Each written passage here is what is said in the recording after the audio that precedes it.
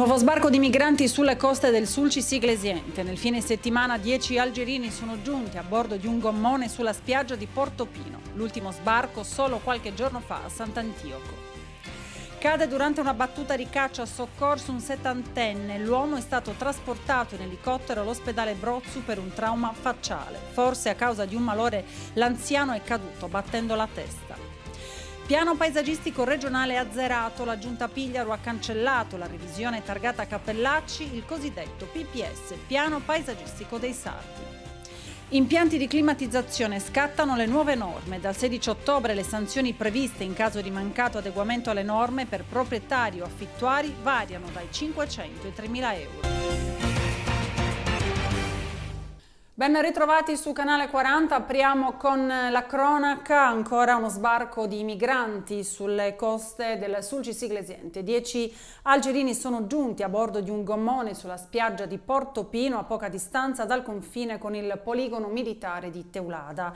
A dare l'allarme alle forze dell'ordine sono stati alcuni bagnanti presenti. Sul luogo è scattata quindi la ricerca da parte dei carabinieri, della polizia di Carbonia e della Guardia di Finanza. I 10 sono stati individuati alcune ore più tardi in località Iscinus. I migranti sono stati quindi tutti identificati e trasferiti nel centro di prima accoglienza di Elmas. E proseguiamo con la cronaca. È caduto in una fascia a tagliafuoco durante una battuta di caccia ed è rimasto bloccato a Narcao. Ieri un settantenne è stato soccorso dai vigili del fuoco e dal 118. L'uomo è stato trasportato in elicottero all'ospedale Brozzu di Cagliari per un trauma facciale. L'incidente, secondo una prima ricostruzione, è avvenuto nel pomeriggio in località Sagonca de Solioni, vicino al villaggio di Rosas. L'anziano presumibilmente era impegnato in una battuta di caccia quando, forse a causa di un malore o di un movimento sbagliato, è caduto battendo la testa. L'elicottero impiegato per i soccorsi è arrivato da Alghero. Parliamo adesso del piano paesaggistico regionale che è stato azzerato. La Giunta Pigliaru ha quindi cancellato la revisione di Cappellacci, il cosiddetto PPS, il piano paesaggistico dei Sardi, il servizio. La Giunta regionale guidata da Francesco Pigliaru azzera il piano paesaggistico dei Sardi varato dal precedente esecutivo di centrodestra presieduto da Ugo Cappellacci.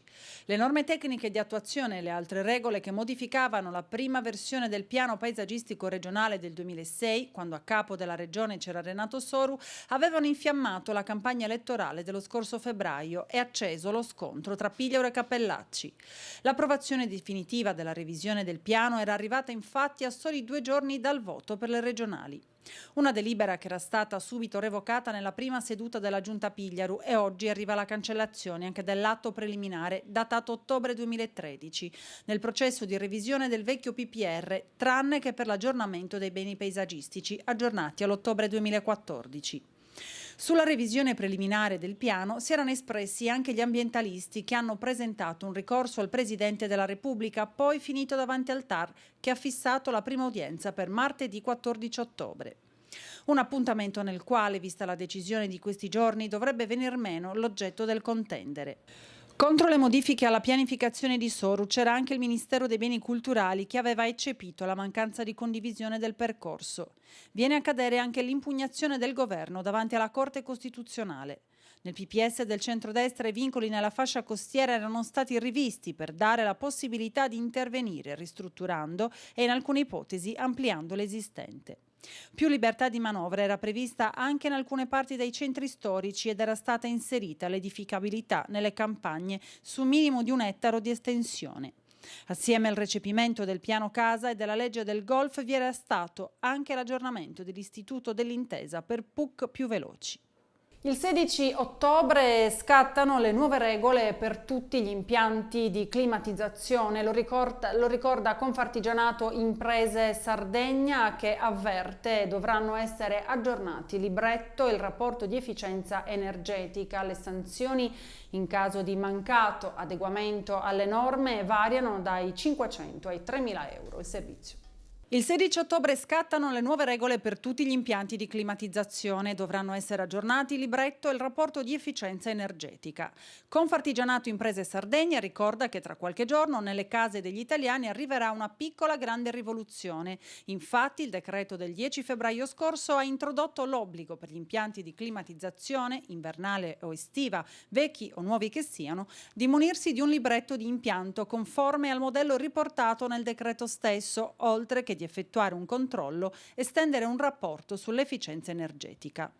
Per questo tutti i possessori di un impianto termico di climatizzazione estivo-invernale come caldaia e condizionatore dovranno adeguare i modelli di libretto e i rapporti di efficienza energetica in conformità alla nuova normativa di manutenzione. Il nuovo libretto sarà unico e composto da varie schede che riguarderanno sia gli impianti di riscaldamento sia quelli di raffreddamento, vecchi o nuovi. In caso di nuova installazione sarà l'installatore stesso a fornire e compilare il libretto, mentre per gli impianti già esistenti l'incombenza ricadrà sul soggetto responsabile, quindi il proprietario dell'abitazione o chi occupa l'immobile ad altro titolo. Le sanzioni, in caso di mancato adeguamento alle norme, potrebbero arrivare ai proprietari o agli occupanti degli immobili, sia in caso di mancati controlli, in questo caso con multe variabili da 500 a 3.000 euro, sia in caso di mancata autocertificazione degli stessi al comune. La mancata compilazione dei rapporti di controllo, sanzionata con una multa che va da 1.000 a 6.000 euro, è invece responsabilità del tecnico che li effettua.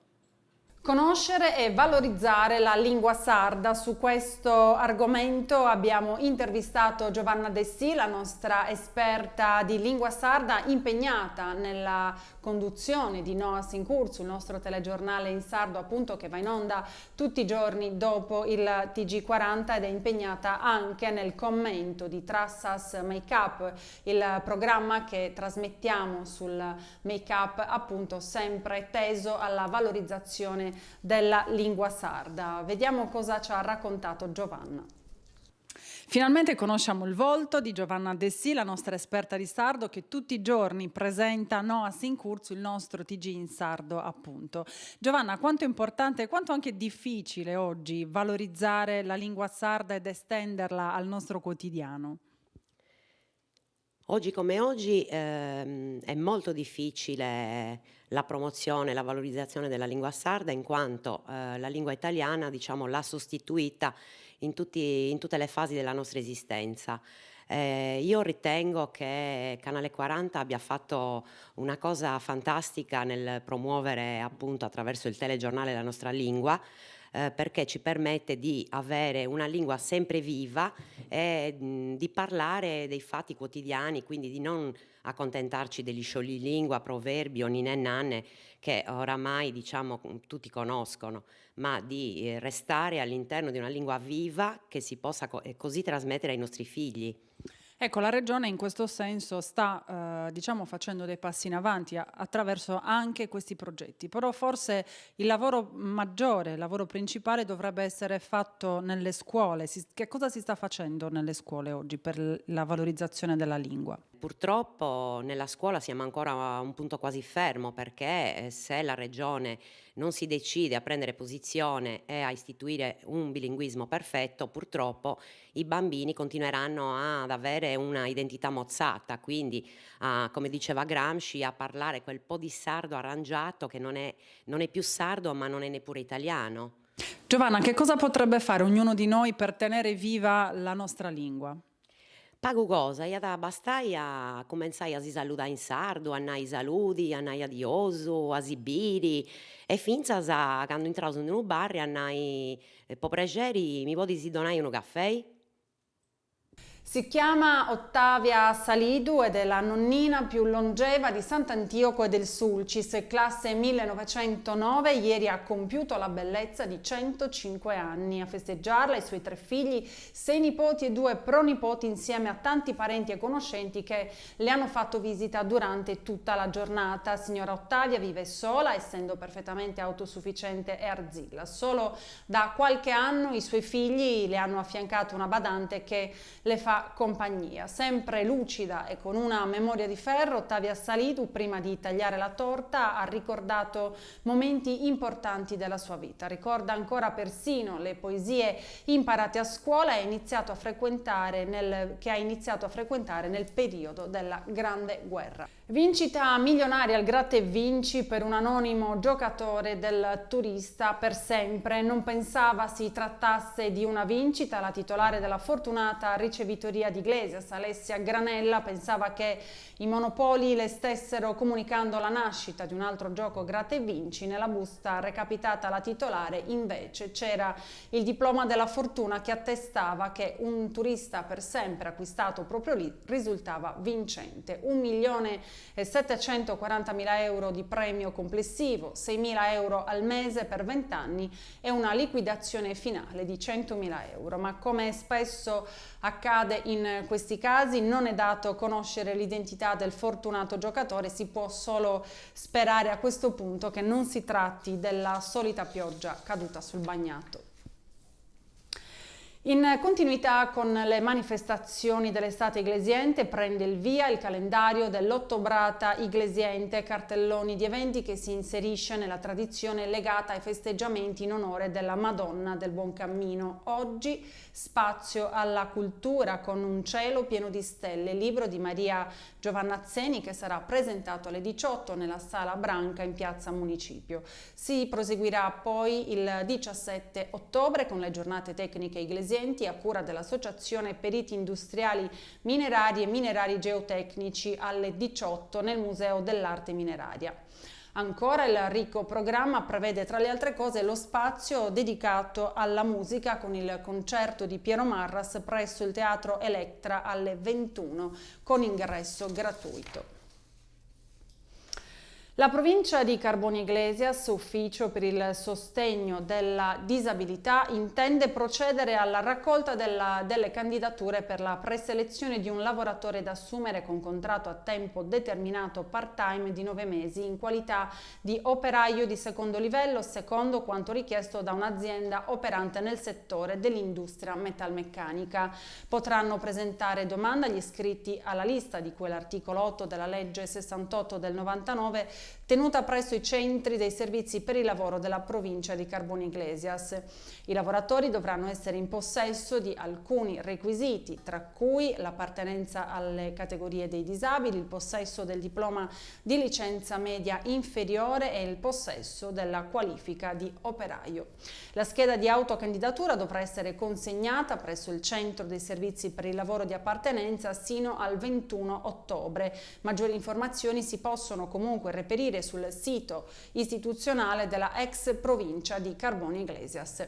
Con questa notizia si chiude il nostro telegiornale, come di consueto vi lascio alle previsioni meteo, poi a seguire Noas in Curso, il nostro telegiornale in sardo e infine Raffinada a Samoda, il nostro programma realizzato in collaborazione con la Regione Autonoma della Sardegna che parla appunto di moda. Grazie per averci seguito, alle prossime edizioni.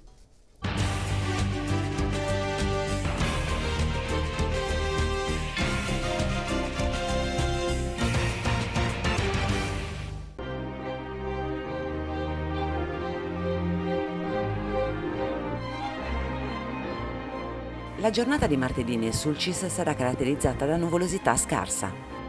Il vento soffierà da nord-nord-ovest con intensità di 8 km/h. Possibili raffiche fino a 18 km/h. Temperature minime comprese tra i 15 e i 20 gradi e massime comprese tra i 27 e i 32 gradi.